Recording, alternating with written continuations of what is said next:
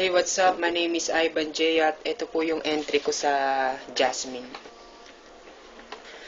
Si Jacinto, isang batikang pulis na nawala na sa serbisyo, mabusisi at walang hindi nalulutas na kaso sa kanyang mga hinawakan. Lumabas lang ang katotohanan, makamit lang ang katarungan, kahit na may mali kanya pa ring ipaglalaban nagpahinga. Ngunit meron pa ring ibang naniniwala at ganun na lamang ang tiwala ng ibang dating pulis na nakasama, nawalay sa pamilya, iniwan ng asawa at sa isang banda ay may lumapit sa kanya upang malutas ang isang kasong magulo at delikado at siya lang ang tinuturo makakalutas ng isang kasong madulas. Hindi inaasahan, biglaan ang nangyari, pagkuha sa dalaga, dala ng isang kotse. Sa aking palagay, si Jacinto ay mapagkakatiwalaan.